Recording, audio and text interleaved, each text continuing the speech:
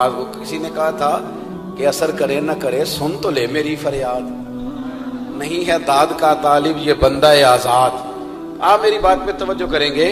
سید فیض الحسن شاہ صاحب عالم مہاروی رحمۃ اللہ علیہ ان سے ایک بندے نے پوچھا کہ حضرت عائشہ صدیقہ افضل ہے کہ سیدہ فاطمہ زہرا؟ آپ فرمانے لگے تجھے کیا مصیبت بنی ہے اس بحث میں پڑھنے کی؟ جو لوگ بڑے ہوتے ہیں وہ بڑے ہی ہوتے ہیں، جو بڑے ہوتے ہیں وہ کہنے لگا جی آپ عالم کس بات کے ہیں، سوال کا جواب ہی نہیں دے رہے۔ فرمانے لگے چلو دے دیتے ہیں۔ حضرت پیر صاحب فرمانے لگے کہ عائشہ بیوی ہیں نبی پاک کی اور فاطمہ بیوی ہیں علی پاک کی۔ فرمانے لگے یہ جو علی کی بیوی ہے یہ نبی کی بیوی سے افضل نہیں ہو سکتی۔ اور پھر فرمانے لگے کہ فاطمہ بیٹی ہے نبی پاک کی اور عائشہ بیٹی ہے ابو بکر صدیق کی۔ تو فرمانے لگے ابو بکر کی بیٹی کبھی بھی نبی پاک کی بیٹی سے افضل نہیں ہو سکتی۔ وہ بندہ کہتا ہے پیر صاحب نتیجہ کی یہ؟ فرمان لگے گھر جا کے کڈی ان میں گل دس چڑی ہے نتیجہ۔ بھئی بڑے لوگ بڑے ہوتے ہیں، بڑے لوگ بڑے ہوتے ہیں تو آپ بڑوں کے کو تولنے کیوں لگ گئے؟ آپ رشک دیکھیں کتنا ہے۔ وہ آپس میں رشک کر رہے ہیں، تم کہتے ہیں لڑائیاں کرتے تھے، وہ تو رشک کر رہے ہیں میرے بھائی، رشک۔ لیکن نا میرا دل کر رہا ہے آپ کو ایک خاص بات بھی عرض کرنا۔ حضرت القول البدیع میں نا امام سخاوی نے لکھا ہے ان کا ذرا آپس میں رشک دیکھے کتنا ہے، حسد نہیں رشک۔ یہاں تو پیروں کی کرامتوں پر بھی پوری جناب وہ لڑائی چلتی ہے، پوری لڑائی کہ میرے پیر صاحب کی زیادہ ہے، وہ کہتا ہے میرے پیر صاحب کی زیادہ ہے۔ وہ خدا کا خوف کریں، پیر کی کرامت نہیں ہوتی، پیر کی استقامت ہوتی ہے، سنت شریعہ پر پابندی ہوتی ہے۔ وہ جتنی زیادہ پابندی کرے اتنا زیادہ باعث سے کرامت ہے۔ حضرت سیدنا مولا علی شیر خدا فرماتے ہیں، امام سخاوی نے القول البدیع میں لکھا ہے، فرماتے ہیں کہ حضرت عمر کا زمانہ مبارکہ تھا، میرا بڑا ہی دل کر رہا تھا سرکار کی زیارت کرنا۔ حضور کے وصال کو کافی سال بیت گئے، دل بڑا پریشان تھا، میں درود شریف پڑھتا پڑھتا سو گیا۔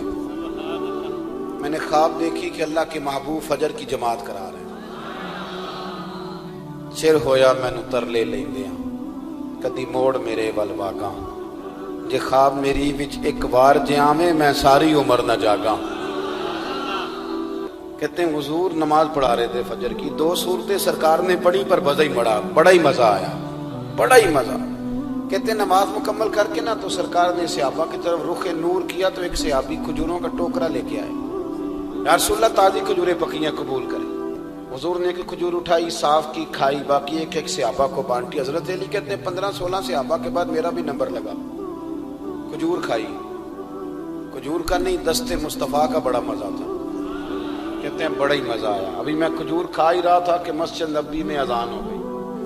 مولا علی فرماتے ہیں آنکھ کھل گئی، اٹھ میں گیا پر کھجور کا ذائقہ میرے منہ میں ابھی بھی موجود تھا۔ اب اس پر پورا باب باندھا ہے شاہ عبدالحق الہ آبادی نے۔ وہ کہتے ہیں کہ حضور جس کو خواب میں کوئی چیز دیتے ہیں وہ حقیقت میں بھی اسے دیتے ہیں، وہ خواب میں نہیں ہوتی، وہ حقیقت میں ہوتی ہے۔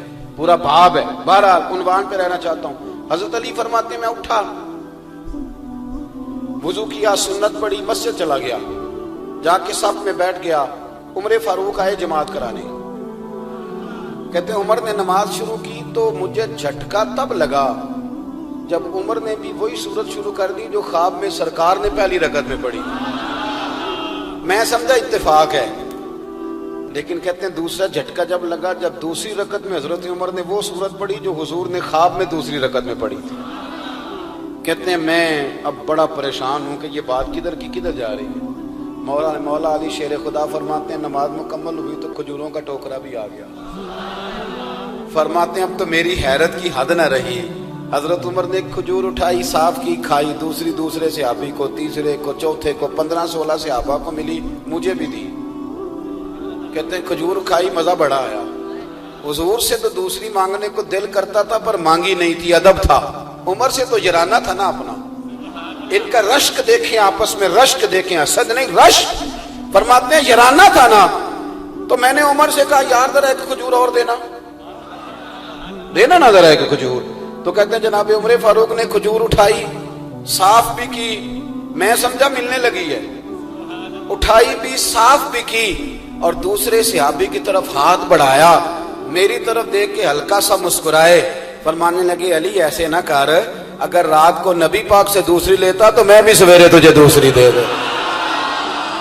حضور سے دوسری لی نہیں، نبی پاک سے دوسری مانگی نہیں تو میں کیسے دے دوں؟ خواب میری وچ آیا سی ماہی تو میں وہ دے گل وچ پا لیاں باواں، ڈر دی ماری اکھ بھی نہ کھولا، ڈر دی ماری، میں ڈر دی ماری اکھ، کیونکہ آئی یہ رات وصال دیوالی، ربا اے رات مکن نہ دیویں، اے رات مکن نہ دیویں، ڈر دی ماری میں اکھ بھی نہ کھولاں کتے پھر بچھڑ نہ جاواں۔ میرے رسول پاک کے غلام رشک کرتے تھے، رشک، حضرت علی کہتے ہیں میں رویا تو عمر بھی رو پڑے، کہنے لگے علی جو رات تجھے نواز کے گئے وہ میرے اوپر بھی کرم فرما کے گئے۔ رشک کریں خدا را، چھوڑ دیں حسد کرنا، چھوڑ دیں ایک دوسرے سے جلنا۔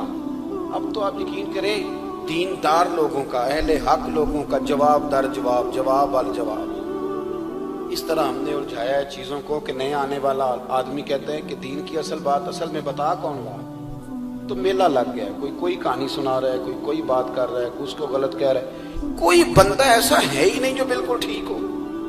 ہمارے حسد نے اتنی تباہی کر دی، کسی کے حق میں خیر والی بات ہو، جب آپ حسد کریں گے تو بے سکون رہیں گے۔ دوسری بات یہ، بے سکون بندہ پتہ کون رہتا ہے؟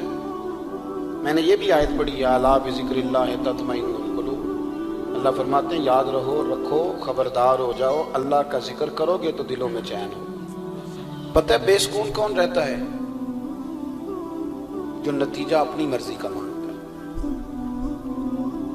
عقیدہ توحید اسلامی عقائد کی جان ہے۔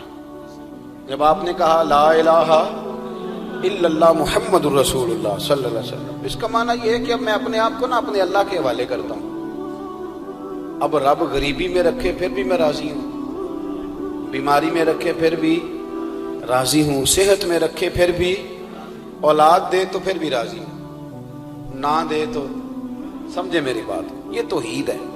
ہم نہ ٹھیک ہونا چاہتے ہیں، دوست اکثر آ کے کہتے ہیں کوئی وظیفہ بتائیں، طبیعت ٹھیک نہیں رہتی تو انہیں کہتے ہیں سورہ فاتحہ پڑھو، کہتے ہیں بڑی دیر سے پڑھ رہا ہوں پر شفا نہیں ہو رہی، تو میں کہتا ہوں پھر آپ اللہ کی رضا پہ راضی ہو جائیں، پھر اللہ کی رضا پہ راضی رہنا بھی تو سیکھو نا، راضی رہنا بھی تو سیکھو۔